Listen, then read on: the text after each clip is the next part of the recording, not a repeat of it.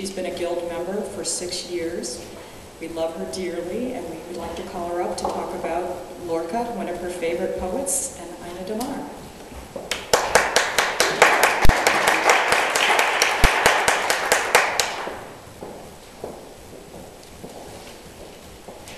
Thank you for asking me to be here today. The opera, Ina de Mar, revolves around the person of Frederico Garcia Lorca, his life, his works, and the time in which he lived. That is to say, the era of the Spanish Civil War. Two women are also protagonists in the opera. Mariana Pineda, who lived in the 19th century, is the subject of a play written by Lorca. She appears in the opera, and Margarita Xirgu, the actress who played the part of Mariana, among others, is also and who dedicated herself to keeping Lorca's works alive by performing them and by training others to do the same. I'll begin by talking about Lorca and his work, putting them into an historical context. The librettist, David Huang, skillfully uses images and metaphors from Lorca's poetry in writing the opera.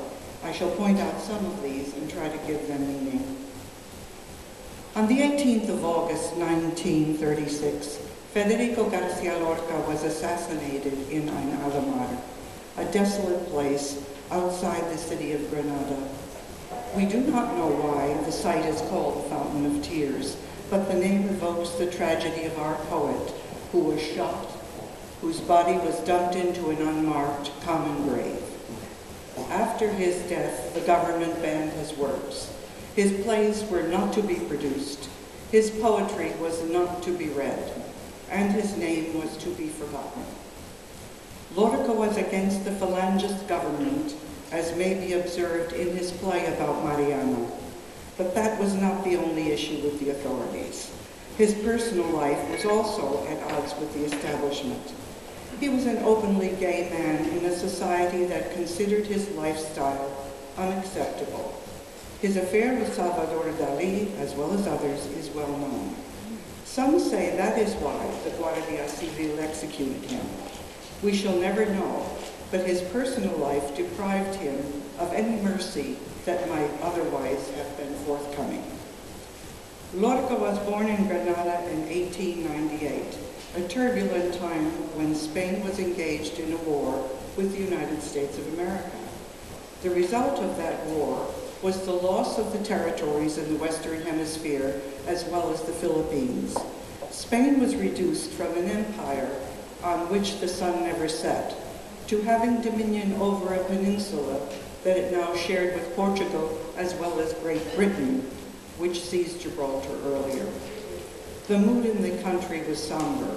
There was a moment of profound national self-analysis that arose from this introspection, led by a group of thinkers and writers who call themselves the generation of '98. From this malaise and the lack of good governance under the monarchy, there followed chaos and a dictatorship.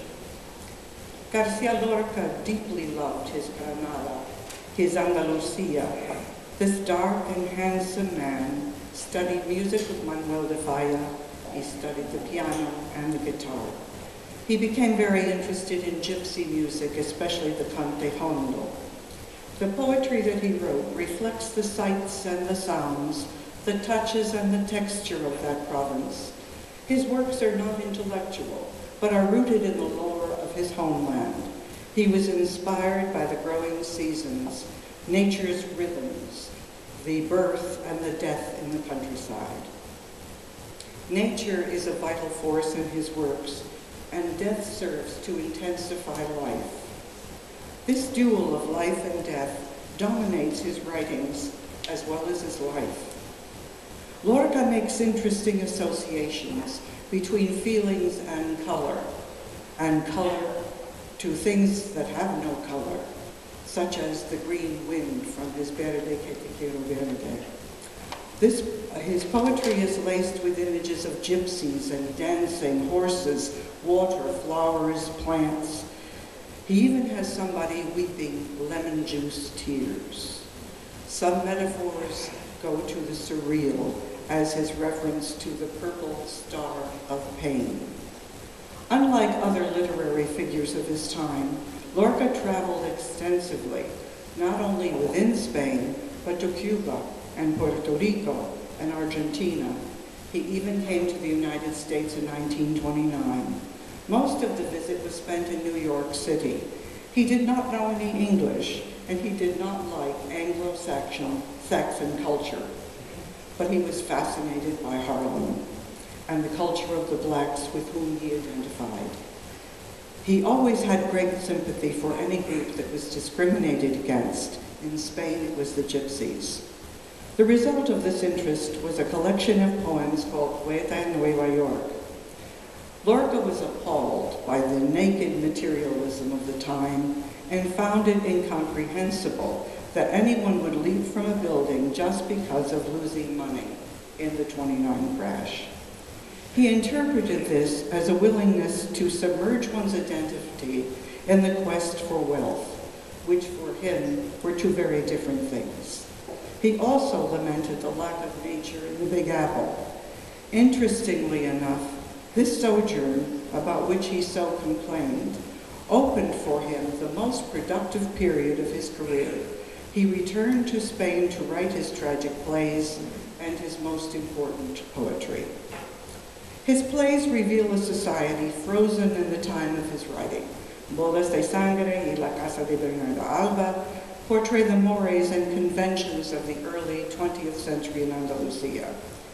They do not easily translate into other times and places, especially the new century.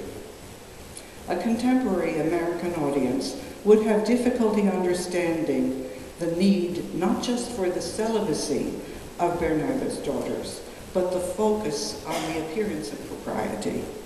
This theme of fama, or reputation of a person and a family, does not resonate with modern society, in my opinion.